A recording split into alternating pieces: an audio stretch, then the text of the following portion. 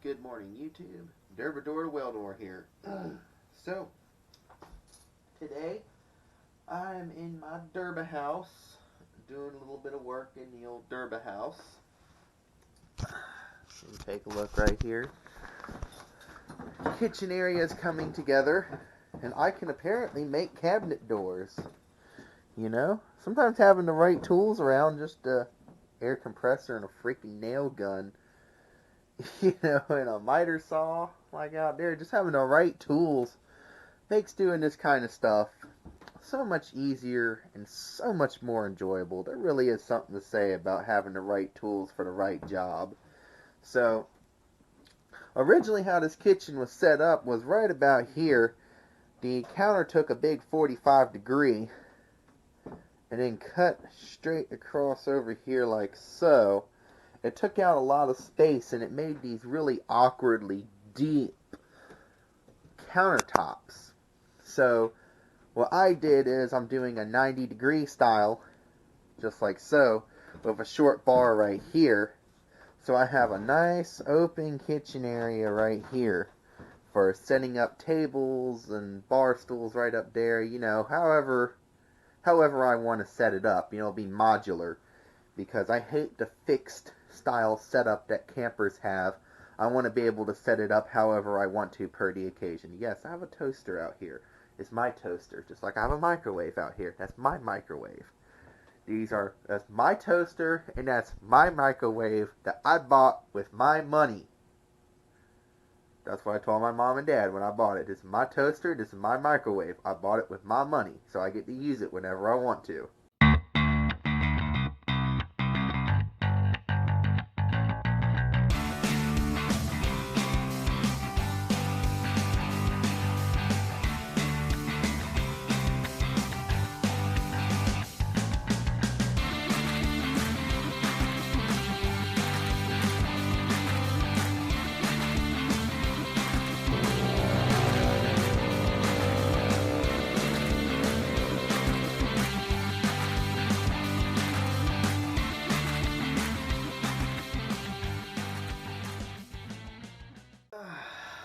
So, I figured one thing hold on, let's adjust that. Here we go. One thing I need to talk about. Customer service. Okay? I don't know if I've ever really touched on customer service heavily, because generally customer service is, as long as you're an honest, the general whole thing about customer service is just customer service in general. If you are honest and upfront with people and stand behind your work, not them screwing it up. That's just customer service in general. You do that, you'll be fine. It's never been much of an issue.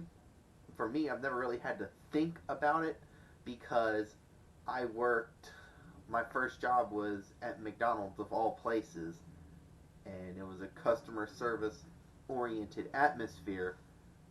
So it was instilled in me from the very beginning that, customer service, customer service, customer service.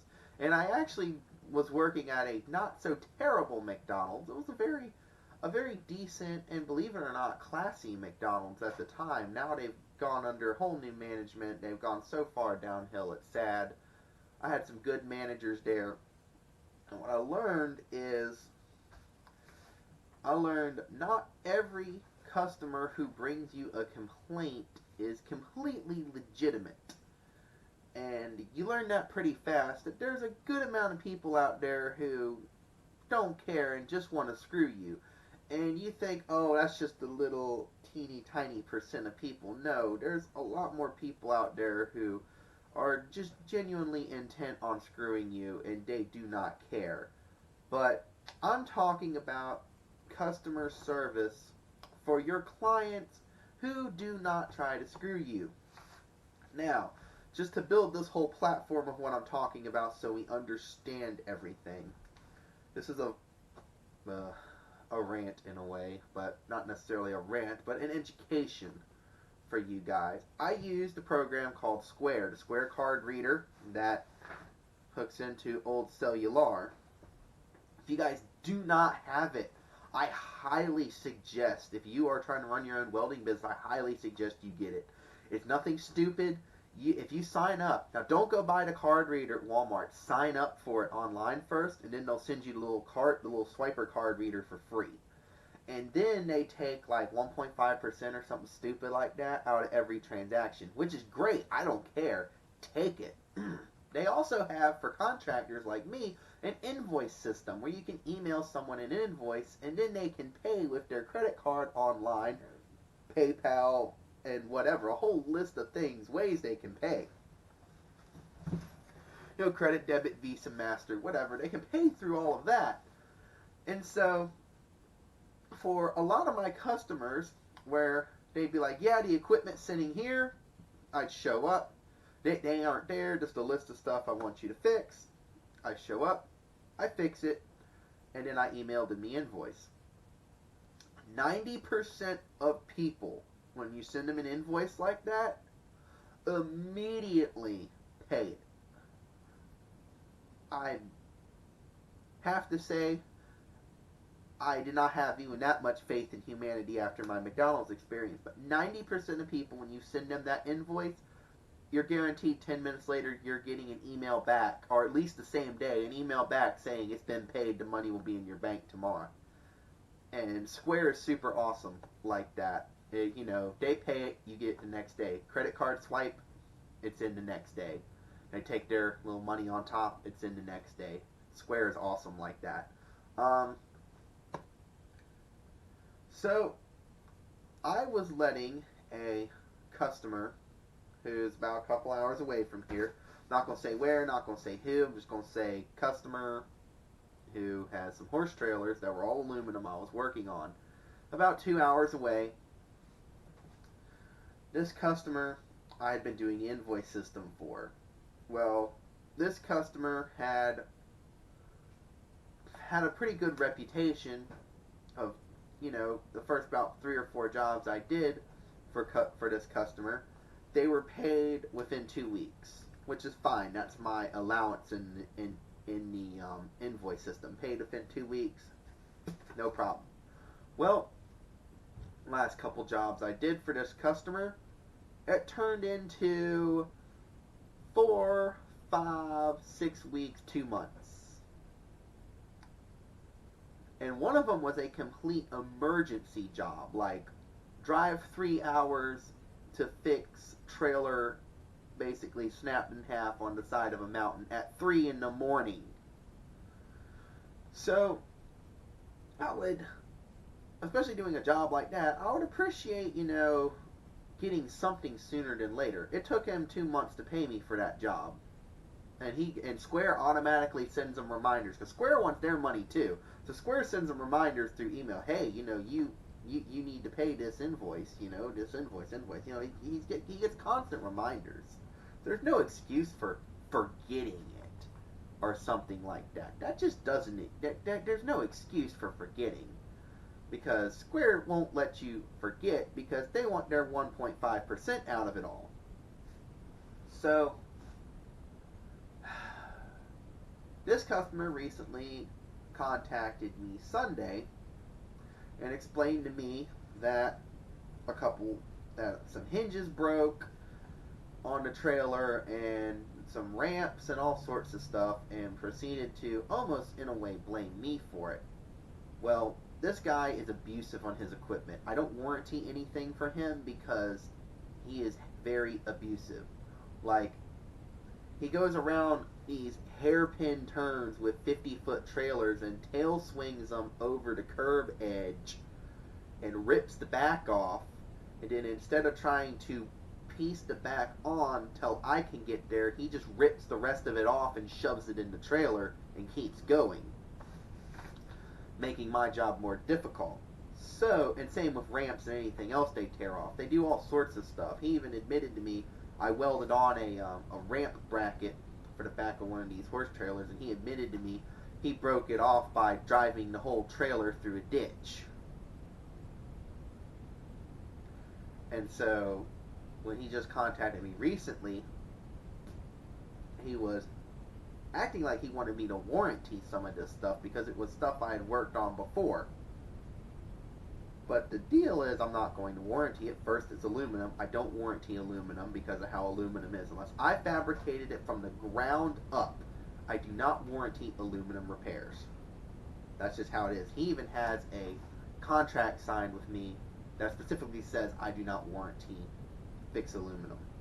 It just doesn't happen because of just how aluminum is, especially aluminum repairs. Guys, don't warranty it. Don't.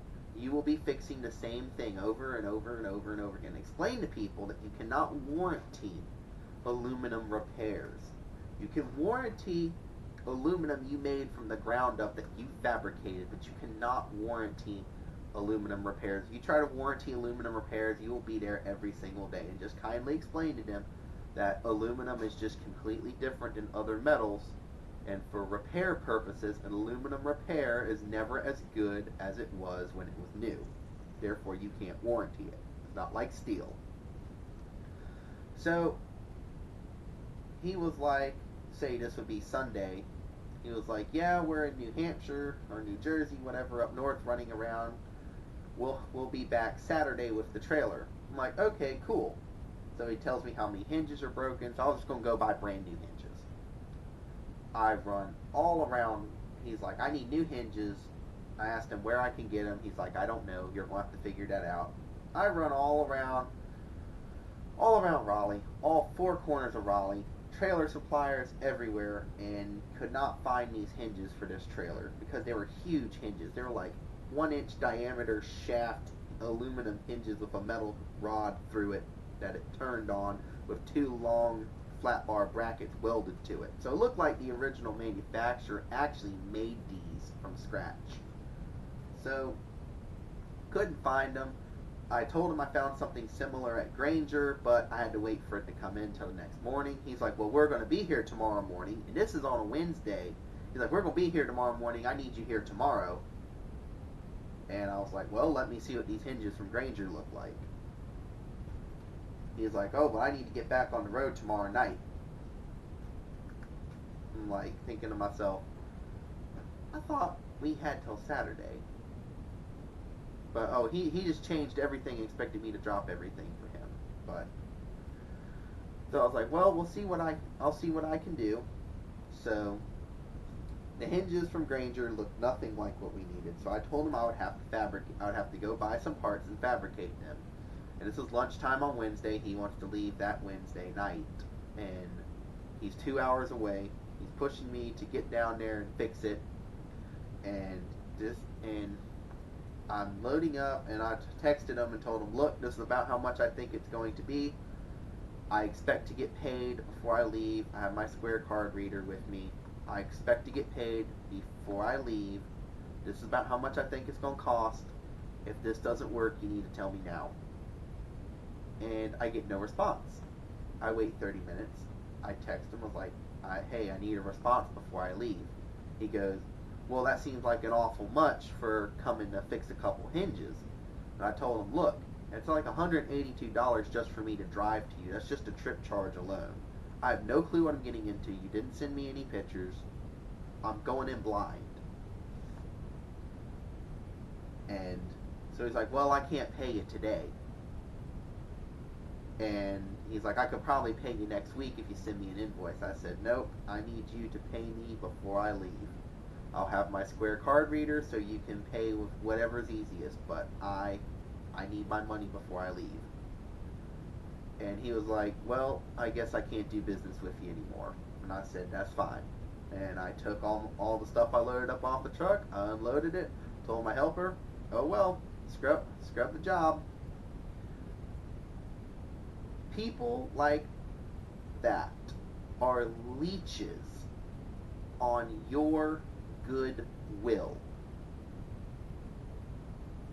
That's how I'm going to put it. People like that are leeches on your goodwill, as wanting to do the right thing and provide the best customer service. People like that, they're a leech. They leech onto your desire to want to provide a good customer experience, to twist it into something you did not mean it to be. Why do I provide good customer service? Because if you're paying me, that's what you deserve. If you're paying me to fix your trailer and you need to get out of here today, I will do the best I can to fix your trailer so you can leave today. Now, I expect you to do your part as the customer to do the best of your ability to pay me with the pre-agreed upon contract or whatever was pre-agreed upon. 2-week invoice, or if you've abused that, well, sorry, it's you pay me before I leave. And I might start doing more of that and being stricter about, if I don't know you, no invoices for you. That's probably what I'm going to start doing. If I don't know you, no invoices for you. You pay me before I leave. If you prove yourself to be trustworthy, I'll allow you to use the invoice system. And if you screw up the invoice system, you're back to paying me before I leave. And it seems in a way rude because you're supposed to be a customer service oriented, whatever's easiest for them. But the thing is, they're not my only customer. I have hundreds of other customers. So to hurt myself to make them happy only hurts the next customer along the line. Like when this guy with all these horse trailers I was dealing with had me running all around Raleigh. I was having to because he said he wanted me to come Saturday. I had 2 jobs I rescheduled for another time because he was scheduled for Saturday. Then he changes his mind at the last minute that he wants me to come on Wednesday, and I try to make that work, and I have to put other people off to try and make this work for him, and then he winds up saying he cannot pay me the same day. So what he did was he took advantage of my desire to provide good customer service and get people's stuff fixed and running again in time, and which made me, in a way, have to provide less of a service to other people who paid just fine, who are like, oh yeah, job's done, here's cash. Or job's done, shoot, here's plastic, swipe, you're good to go. Never argued about price, anything like that.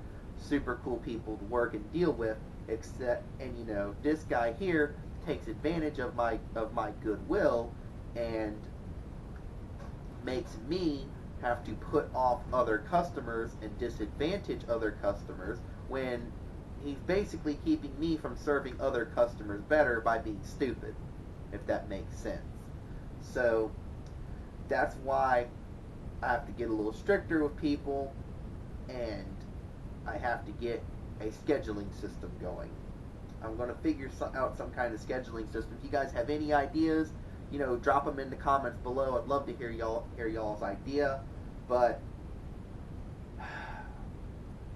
I'm probably just, for now, going to tell people if they start this last minute, and all of that, I'm going to tell them, look, we planned for Saturday. That's what we need to stick with because I have other jobs. That's probably, I just need to stick to my guns on that and just keep it simple and not come up with some big complicated plan and all of that stuff. But it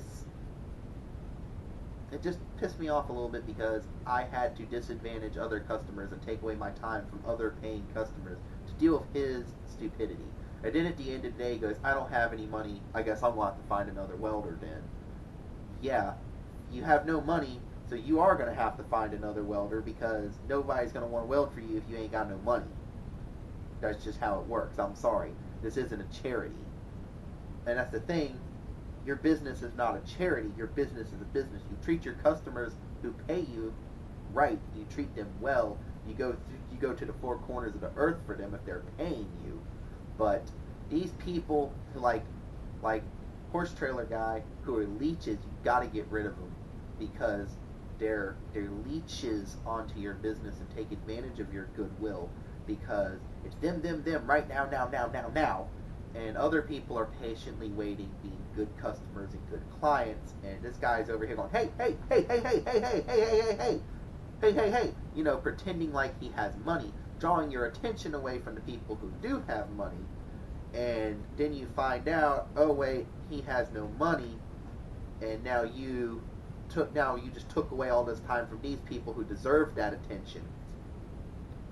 So that's the thing, as customer service, is sometimes getting rid of customers who are leeches, because these kind of customers only want to pull you away from other paying customers, and they might not mean it directly like that. It might not have been the best phrasing for it, but they have very selfish intentions. And yes, nobody goes into welding going, I hope I can pay this welder a fair amount of money and he can improve his business with my money. I doubt anybody has ever paid me and thought that. I think most people went, it's like getting their car fixed at the auto shop. You pay it because you know it's right, and you might not like the amount, but if you're educated, you know it costs money.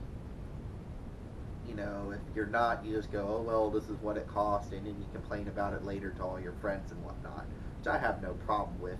Just I don't want to hear it, because I explained my prices to you long before you stepped foot on even on my property to drop something off. I explained my prices to you. I don't want to hear it at the end of the day. But yeah, those kind of people who are leeches and take advantage of your goodwill as a business, you got to get rid of. And I hate to be, black and white, cut them off, But I gave him 2 chances of the invoice system to straighten out, and it was always excuses, excuses, excuses. And anybody with half a brain, even if these excuses were true, anybody with half a brain would have said, I understand why you expect me to pay before you leave because of the last 2 jobs, and I'm sorry, and I will pay you before you leave. That right there would have been the appropriate response on his part. But to be like, I'm going to have to find another welder then. Well, you're going to have to find some money, because you're going to need money for that welder too. These people who leech off your business, you got to get rid of them. They're terrible, because I provide a good customer experience. I really do. I do all sorts of stuff. I do aluminum, cast iron. I give you all the options in the world you can want. You can pay me to come pick it up and then work on it at my shop, and I explain all my prices. I can come work on it there if you're willing to pay for it. You can drop it off here and then have me deliver it.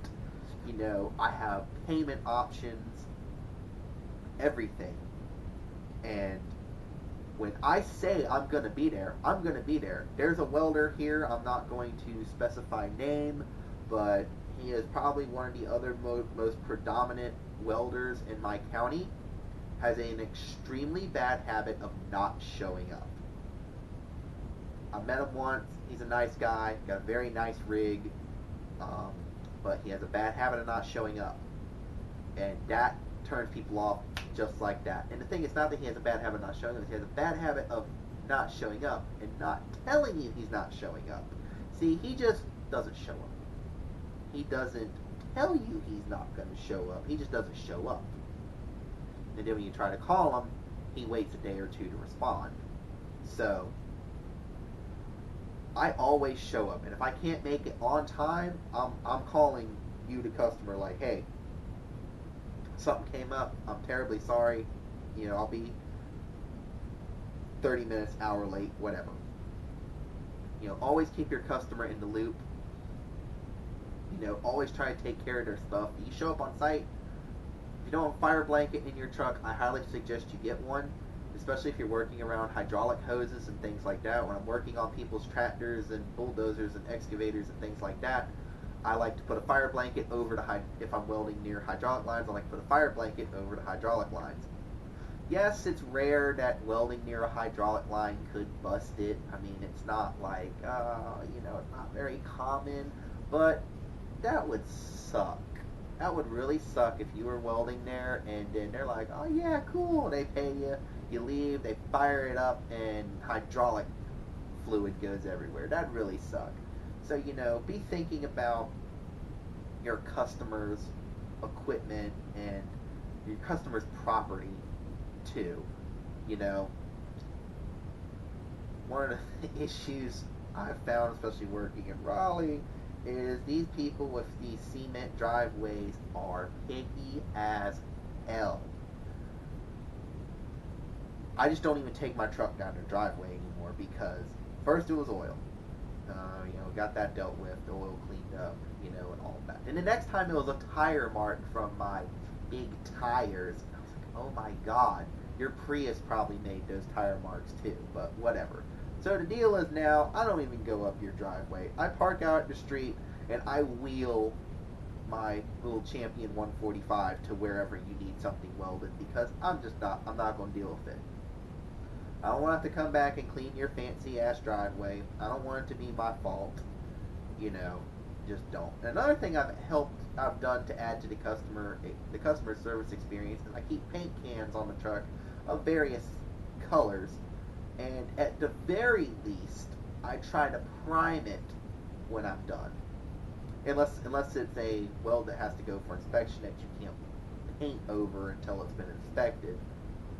I try to prime it, or if it's the same color I have on the truck, paint over it, because that just looks like it's done at that point, it doesn't require, especially, if all you're doing is welding some brackets back on a bush hog or something like that, that's easy.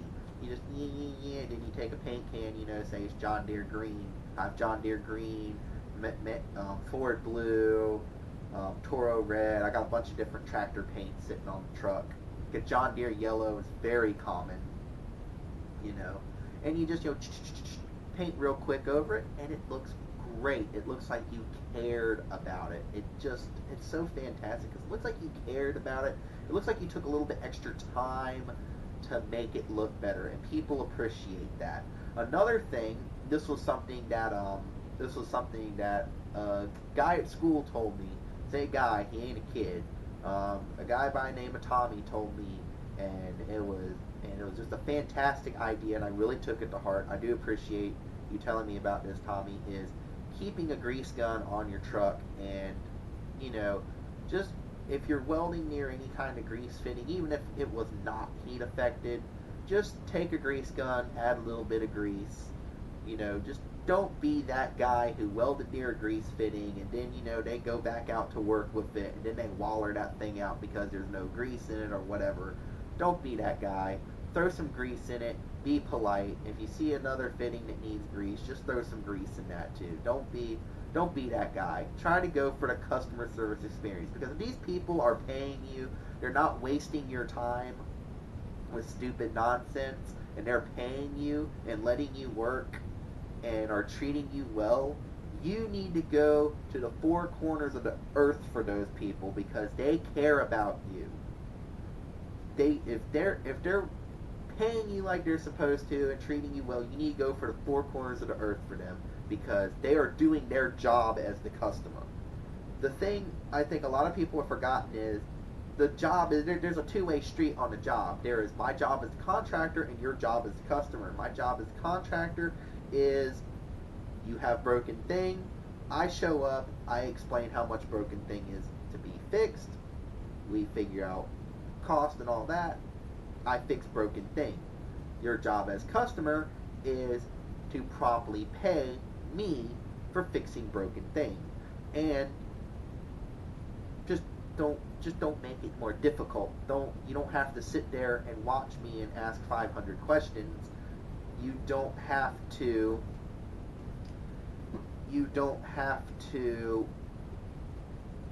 go buy all the parts. This is one thing I've had some issues with. Some people are great about buying parts, and I've run across a few people who are not good about buying parts. Like, a good example is, the guy was great, he paid on time, super cool dude, but the issue was him buying the parts. Instead of, it was a job where we were basically putting expanded sheet across an entire garage door. So he went to Dillon Supply, got a bunch of angle iron, and since he couldn't fit full 20-foot sections in his truck, he had them all cut in 10-foot sections and brought them to us. Well, the problem was we now had to pull these 10-foot sections out, splice them together, and then cut them and install them, because the garage door was about 14 foot high by 12 foot. Like 14 by 12. It was something big.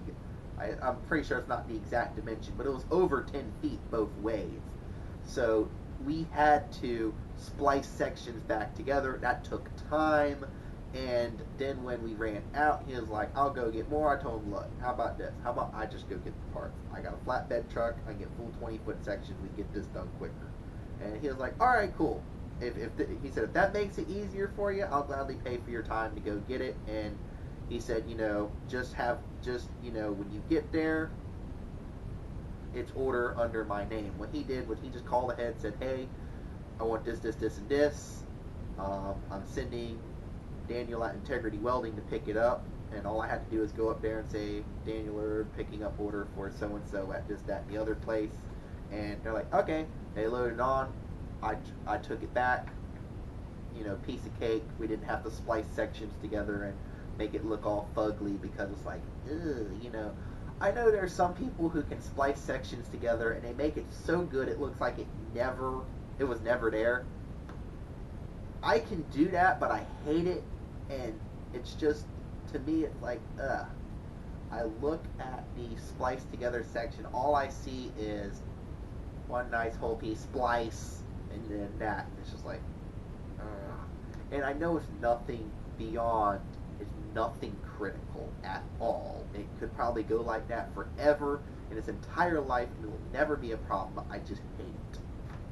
This is my ODC or something like that. But yeah, that's something I wanted to talk to you guys about. If you like this video, please be sure to like and subscribe, and drop me a comment below if you have any questions. I really do the best I can to try and get back to y'all. Recently, YouTube has not been notifying me about everybody's comments coming in, so I think I'm just getting more comments than what YouTube will notify me about. And so, if I don't get back to your comment, it's not because I'm being an ass or anything. It's because YouTube didn't notify me, and then I have to manually scroll through the videos and go, oh wait, I don't remember this comment, and then try to reply. So I'm really doing the best I can, guys. I want to keep this as a good little active community here. And we're booming. We got subscribers rolling in. I mean, we got 30 subscribers overnight. That's just crazy. So thank you guys for watching, and y'all have a fantastic day.